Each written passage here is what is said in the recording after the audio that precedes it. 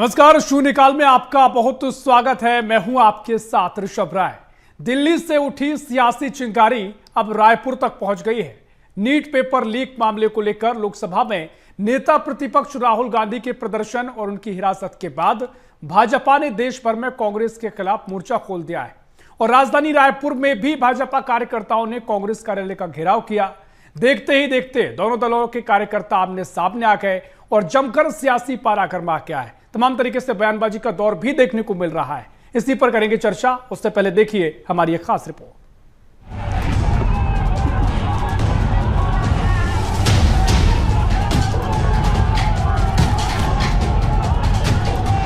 दिल्ली में उठी सियासी चिंगारी अब रायपुर तक पहुंच गई है।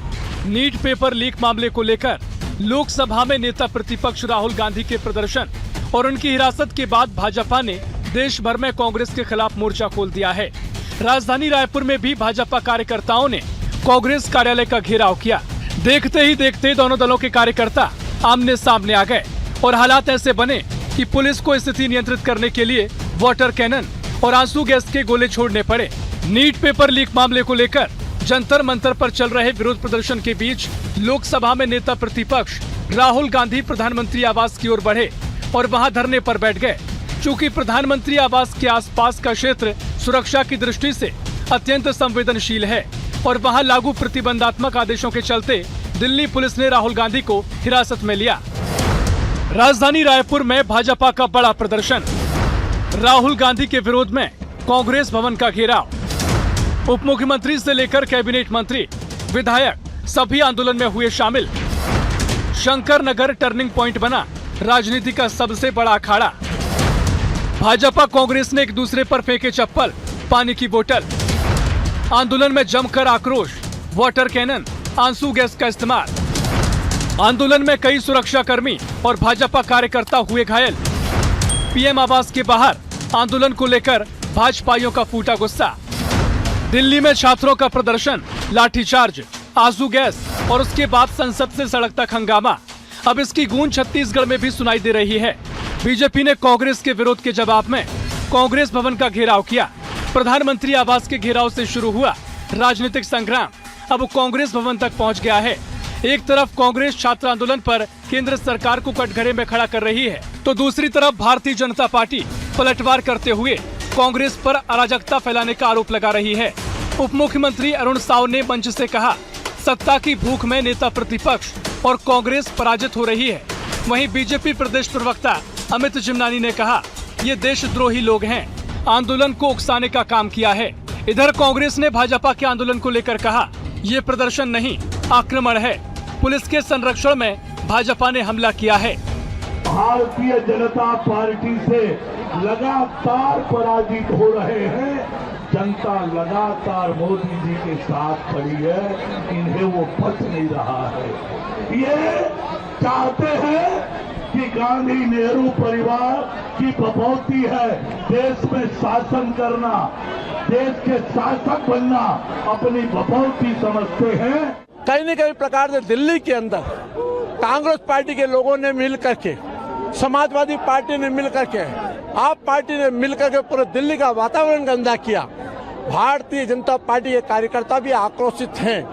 हम कांग्रेस भवन के सामने सांकेतिक प्रदर्शन करने आए, लेकिन जिस प्रकार से कांग्रेस की पार्टी के लोग उधर से पत्थर फेंक रहे, पानी की बोतल फेंक रहे, कहीं न कहीं जाकर के कांग्रेस की हरासमेंट की नीति है। देखिए, भारतीय जनता पार्टी ने प्रदर्शन नहीं किया, आक्रमण किया है। सरकार के दबाव में, पुलिस के संरक्षण में कांग्रेस भवन में भारतीय जनता पार्टी ने आक्रमण किया है। हमारे बड़ी संख्या में कार्यकर्ता घायल हुए हैं। हमारे कार्यकर्ताओं को टारगेट करके पत्थर फेंके गए। पुलिस का चरित्र साफ दिख रहा था। पुलिस ने 5 आंसू गैस गोले छोड़े, 5 के 5 कांग्रेस कार्यकर्ताओं के ऊपर छोड़े गए। एक भी आंसू गैस का गोला भारतीय जनता पार्टी के कार्यकर्ताओं के ऊपर नहीं किया गया। दिल्ली से शुरू हुआ छात्र आंदोलन अब छत्तीसगढ़ में राजनीतिक प्रदर्शन और बयानबाजी का बड़ा मुद्दा बन गया है। बीजेपी इसे राष्ट्र और व्यवस्था के खिलाफ राजनीति बता रही है, जबकि कांग्रेस इसे छात्रों की आवाज दबाने की कोशिश करार दे रही है। साफ है, चुनाव भले ही दूर हों, लेकिन हर राष्ट्रीय मुद्दे की राजनीतिक गूंज अब राज्यों की सियासत में भी सुनाई देने लगी है। बीएसटीवी के लिए रायपुर से अविनाश चंद्रवंशी की रिपोर्ट।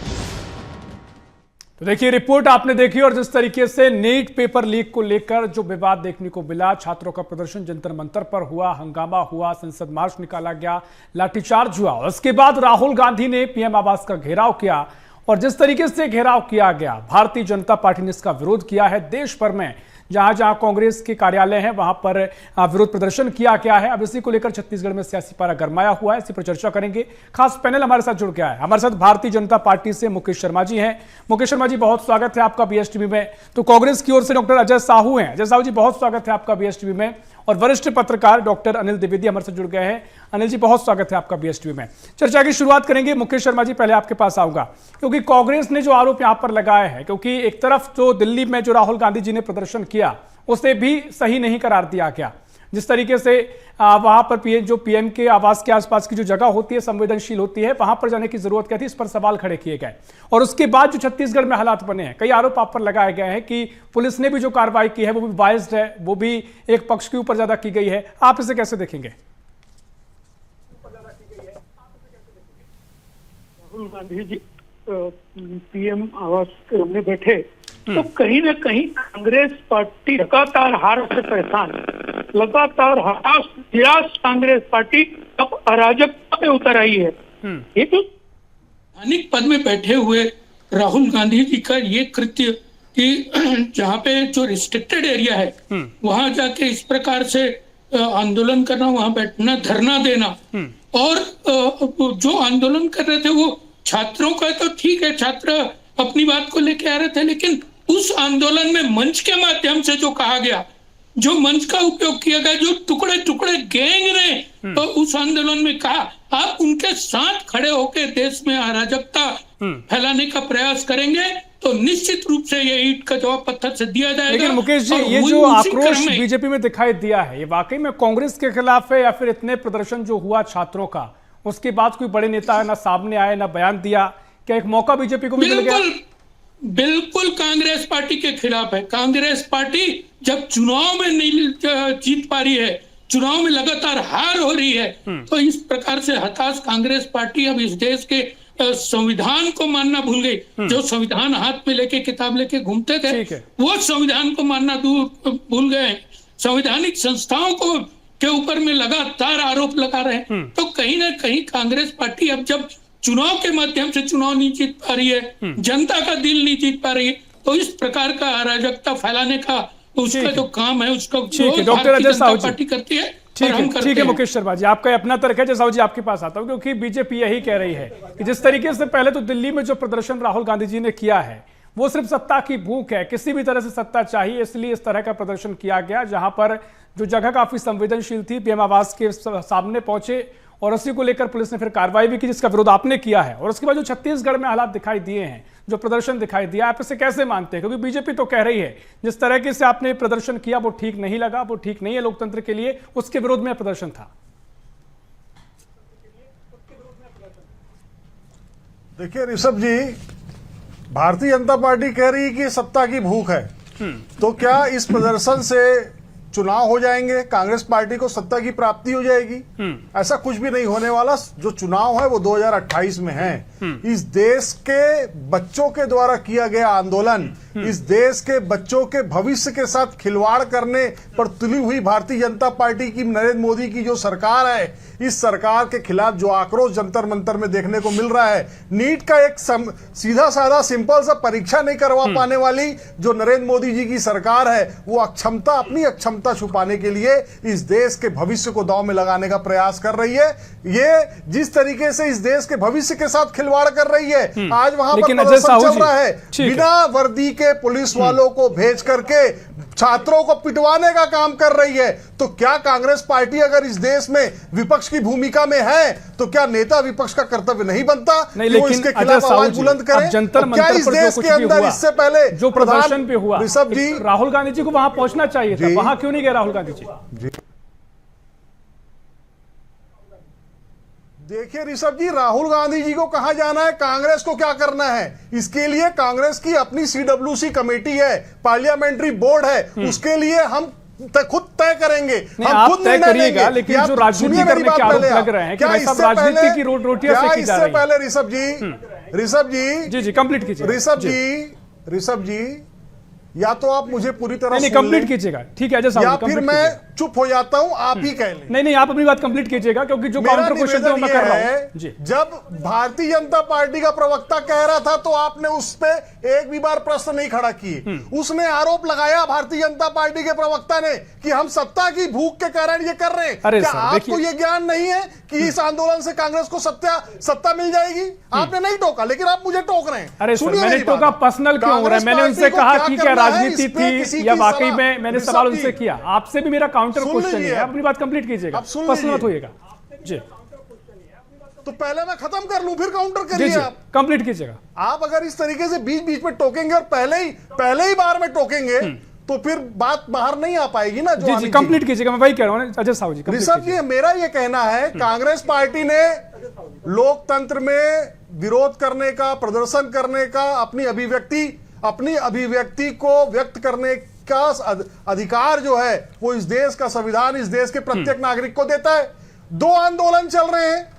एक आंदोलन जंतर मंतर में चल रहा है, जो स्थान निर्धारित है आंदोलन के लिए, वहां पर बिना वर्दी के पुलिस के लोग जाते हैं, छात्रों को मारते हैं और नेम प्लेट के बिना वो पुलिस वाले हैं कि गुंडे हैं कि बदमाश हैं, ये कौन जाने। वहां पर पिटाई होती है।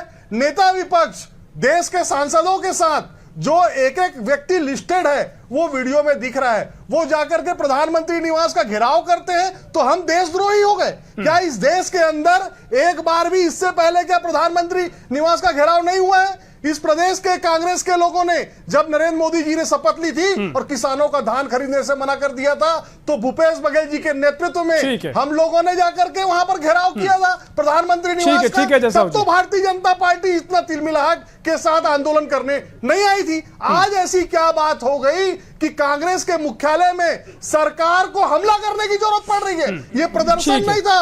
ठीक है अजय साहू जी, आपके अपने तर्क हैं, मुकेश शर्मा जी ने अपने तर्क दिए, हम चर्चा को आगे बढ़ा रहे हैं। इस प्रदेश में चल रही है उस सरकार का, ठीक है अजय साहू जी, ठीक है आपके अपने तर्क हैं, सुन लिए गए आपके तर्क। मुकेश शर्मा जी से रिएक्शन भी लेंगे, लेकिन डॉक्टर अनिल द्विवेदी जी बोतल से लैस होकर के आए थे। जी ठीक है अनिल द्विवेदी जी, क्योंकि ये सवाल काफी महत्वपूर्ण है। जो तस्वीर अभी तक नजर आई है, लगातार आप भी इस पर नजर बनाए हुए होंगे, क्योंकि दिल्ली में जो तस्वीर नजर आई, जंतर मंतर पर छात्रों का प्रदर्शन हुआ, बाद में हंगामा, संसद मार्च तक वो किया गया, उसके बाद लाठीचार्ज हुआ, उसकी वजह से भी काफी सियासी पारा गरमाया हुआ है। लेकिन राहुल गांधी की जो एंट्री हुई, पीएम आवास पहुंचे, क्या ये समय जो स्थिति दिखाई दे रही थी, क्या कांग्रेस की एक सियासी रोटी सेकने का जरिया दिखाई दिया, जैसा कि बीजेपी आरोप लगा रही है, या फिर वाकई में वो आवाज कांग्रेस चाहती है कि वो उठाई जाए?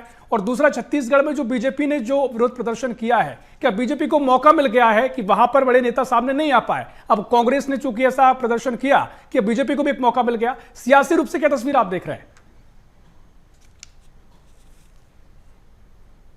देखिए ऋषभ जी, इस देश में फिर से एक बार युवा शक्ति जागी है और उसने सरकार के खिलाफ मोर्चा खोला है।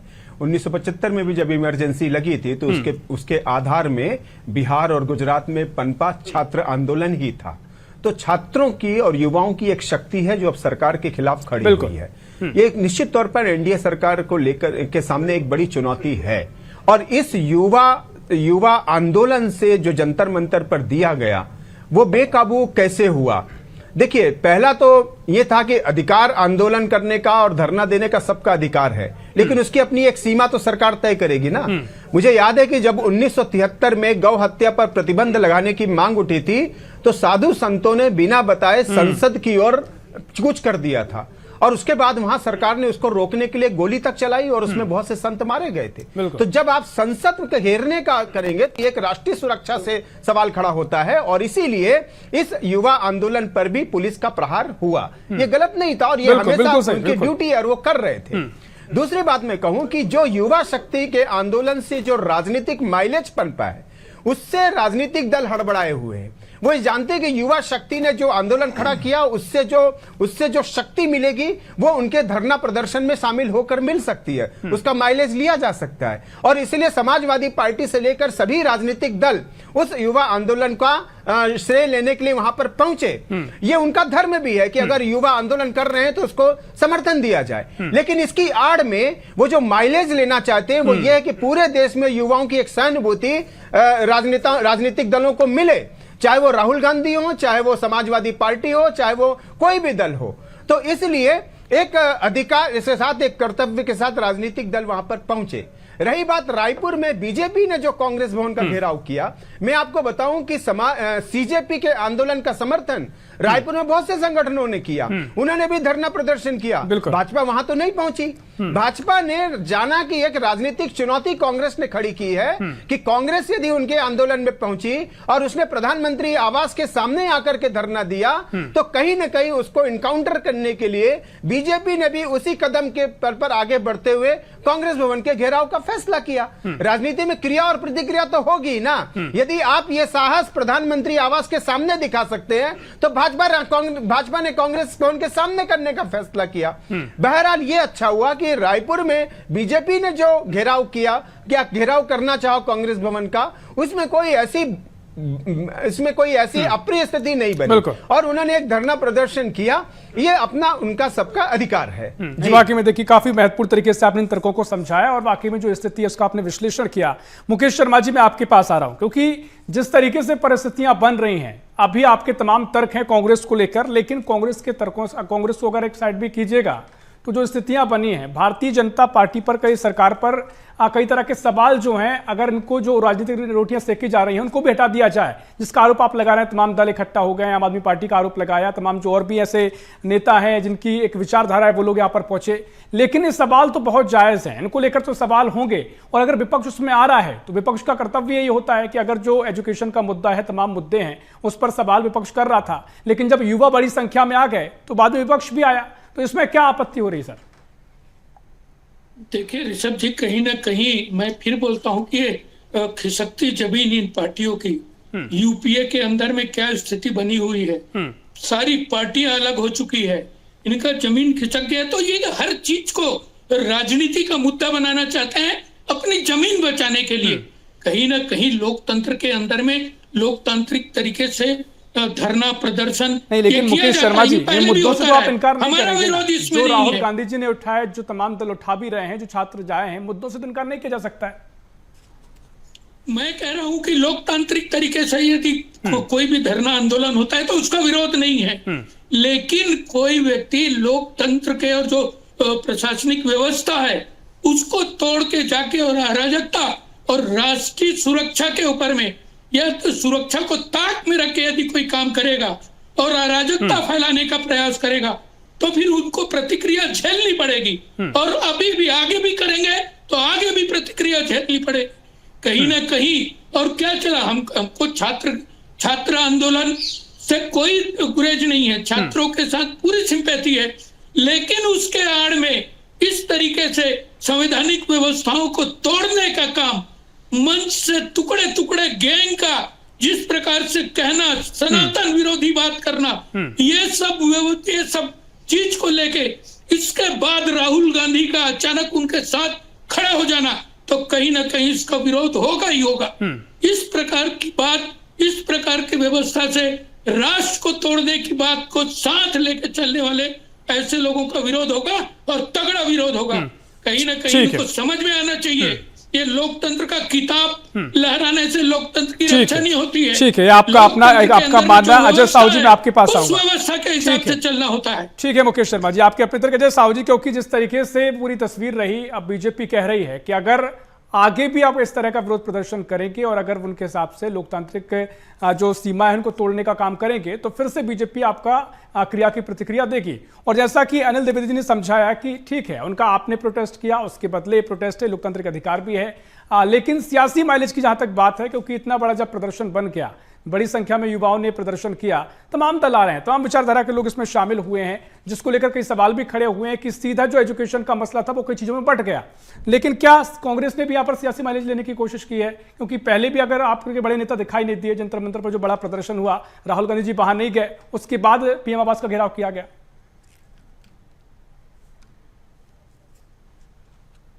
देखिए ऋषभ जी, हमने इस सरकार को अपनी गलती सुधारने का पर्याप्त समय दिया। हमने इस सरकार को समय दिया कि आपने लगातार 2 वर्षों तक जो नीट की परीक्षा के पेपर लीक हुए हैं उस पर अपनी गलती को लेकर के इस देश के छात्रों से माफी मांग लें। माननीय प्रधानमंत्री अगर चाहते तो वो आकर के इस गुस्से को, ये जो बवाल होने की स्थिति थी, इस उबाल को रोक सकते थे, लेकिन प्रधानमंत्री जी को विदेश यात्रा से फुर्सत नहीं है। सबसे दुर्भाग्यजनक स्थिति ये है 25 लाख लोग नीट के परीक्षा देते हैं, वो 25 लाख लोगों से 1100 रुपए के हिसाब से एक एक व्यक्ति से जो नीट की परीक्षा में खर्च होने का जो फॉर्म का खर्चा है वो लिया जाता है। इस रकम को जोड़िएगा तो 2500 करोड़ रुपए होता है। वो 2500 करोड़ रुपए इस देश के बेरोजगार युवाओं के जेब से निकाल करके सरकार डकार जाती है, और परीक्षा जो निष्पक्ष होनी चाहिए थी उस 2500 करोड़ रुपए को खाने के लिए, उसको अपने कब्जे में रखने के लिए ये पेपर लीक भी सरकार कराती है। मेरा तो खुला आरोप है। प्रधानमंत्री जी इस्तीफा क्यों नहीं लेते हैं शिक्षा मंत्री से? धर्मेंद्र प्रधान के इस्तीफे के बाद सारे छात्र शांत हो सकते थे,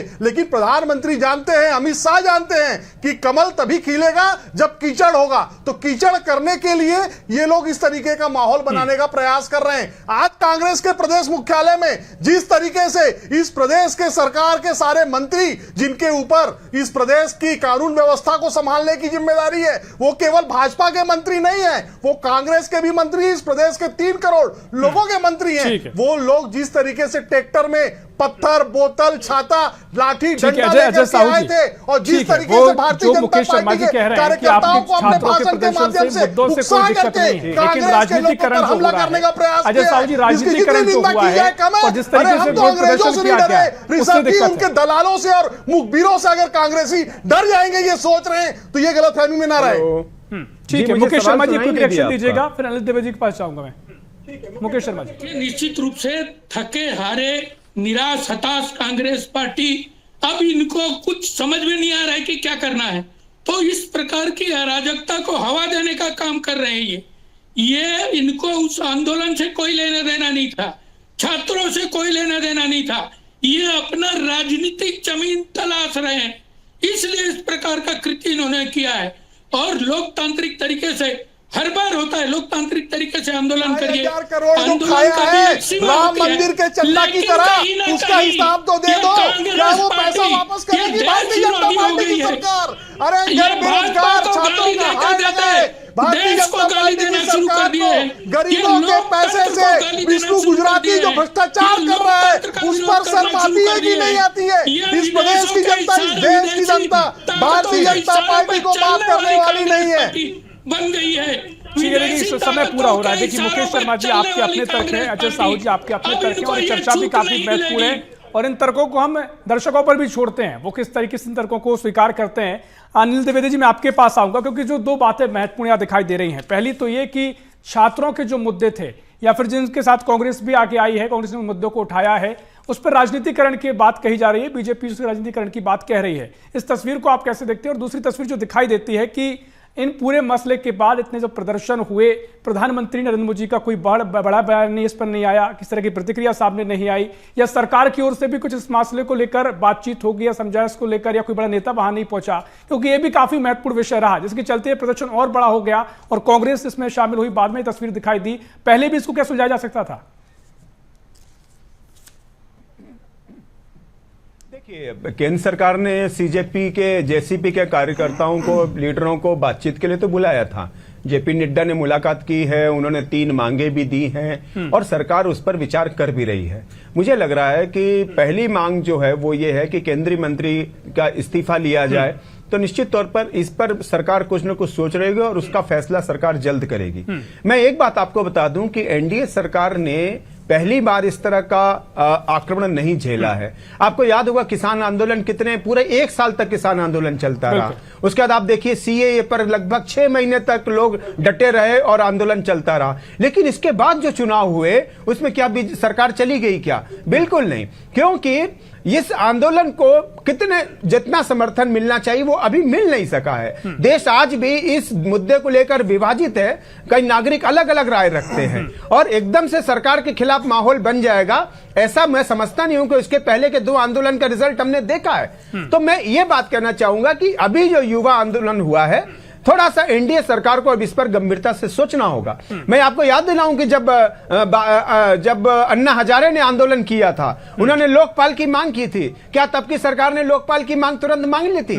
बिल्कुल नहीं। एक डेढ़ महीने के बाद जब आंदोलन खत्म हुआ, उसके बाद सरकार ने चुनाव के ठीक पहले लोकपाल बिल लेकर के आई थी। तो अचानक फैसले नहीं होते हैं। केंद्र सरकारें बहुत बिल्कुल ठीक है, अभी मंथन चल भी रहा होगा, बहुत सारी चीजें अभी मंथन का आपको याद होगा कि अभी जो आंदोलन हो रहा है, इस आंदोलन से जो युवा एकता उभरी है, उससे कहीं ना कहीं एक अलग माहौल बना है और राजनीतिक दलों में माइलेज उसको लेने की होड़ मची है। वाकई में देखिए, वो तस्वीर तो सियासी रूप से भी नजर आई है, चाहे छत्तीसगढ़ देख लें, हमने आज मध्य प्रदेश में भी यही हालात देखने को मिले हैं, जहां पर बीजेपी कांग्रेस आमने सामने रही। लेकिन जहां तक एजुकेशन का मुद्दा है, तमाम चीजें हैं, क्योंकि किसान आंदोलन का जिक्र होता है तो वो प्रॉपर किसान आंदोलन था, किसानों की आवाज थी, तो कानून वापस लेने भी पड़े। लेकिन यहां पर बहुत सारी चीजें मिक्स हुई हैं, जिनके चलते भी कई तरह की सियासी बातें कही जा रही हैं। लेकिन एक मुद्दा निकल कर आया है कि एजुकेशन का मुद्दा काफी गंभीर है, इस पर काम होना चाहिए, व्यवस्थाएं बेहतर होना चाहिए। सरकार क्या मंथन करती है, क्या तस्वीर आगे गिरती है, देखना होगा। चर्चा और हो सकती है, समय इतना ही है। बहुत शुक्रिया आपका अनिल द्विवेदी जी, बहुत शुक्रिया अजय साहू जी, बहुत शुक्रिया आप सभी का इस चर्चा में शामिल होने के लिए। तो कुल मिलाकर जो तस्वीर दिल्ली में नजर आई, जंतर मंतर पर जो प्रदर्शन देखने को मिला, राहुल गांधी ने जो प्रदर्शन पीएम आवास के बाहर किया, अब उस प्रदर्शन की आग छत्तीसगढ़ में भी भड़की है। यहां पर भी बीजेपी कांग्रेस आमने सामने आ गए हैं, अपने अपने तर्क दोनों के हैं, प्रदर्शन को लेकर भी कई बातें कही जा रही हैं। लेकिन क्या तस्वीर आगे होगी, देखना काफी दिलचस्प होगा। फिलहाल के लिए शून्यकाल में इतना ही। देश प्रदेश की और भी खबरों के लिए देखते रहिए BSTV। नमस्कार।